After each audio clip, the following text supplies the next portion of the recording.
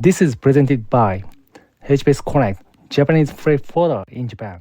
Hello, everyone. This is Eno. Today, I will be talking about freight rates surge for Europe Mediterranean. Chinese New Year is the next focus. The recent movements in the shipping market, especially from Asia to Europe, have become quite busy. In short, freight rates are starting to rise firmly. First, let's look at the SCFI, Shanghai Containerized Freight Index, announced by the Shanghai Shipping Exchange, specifically the figures from December 12th. The short-term rate for Shanghai to North Europe increased by about 10% compared to the previous week, reaching 1,538 TEU. Even more significant is the rate for the Mediterranean, which is up about 19% to 2,737 TEU. This marks the fourth consecutive week of increase for the Mediterranean route. Why are rates rising now? There are two main reasons. One is the relatively stable shipping demand during this period.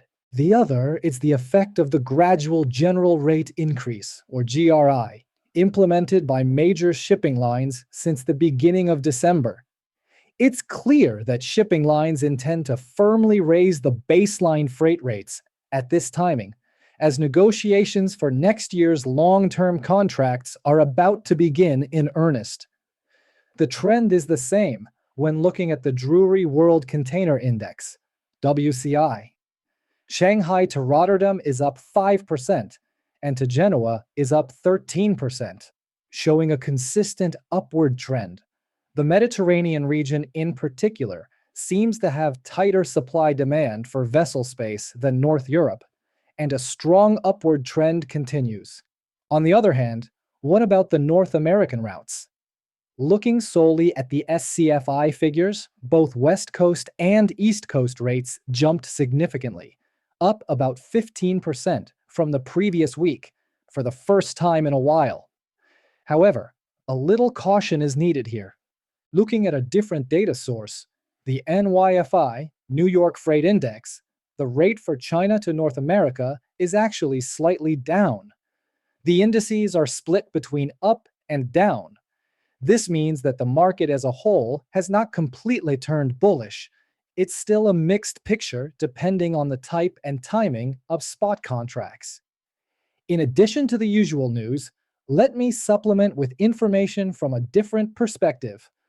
According to financial market information, in China's freight futures market, INE, futures prices temporarily dropped last week, contrary to the increase in actual freight rates.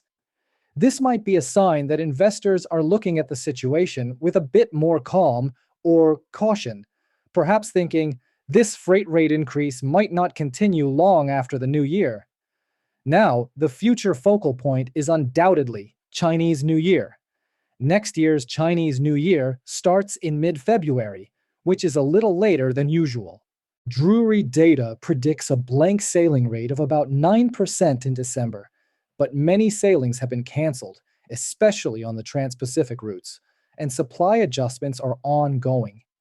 The key factors that will influence the market are when the pre-CNY rush will peak, and how smoothly the new service structure of the four major groups, alliances to be reorganized from next year, can transition. For executives and logistics personnel, while accepting the current freight rate increase, it would be wise to act while looking ahead to future risks, such as the sharp drop in rates expected after the Chinese New Year and potential schedule disruptions due to the new alliances. That is all for today. Thank you very much.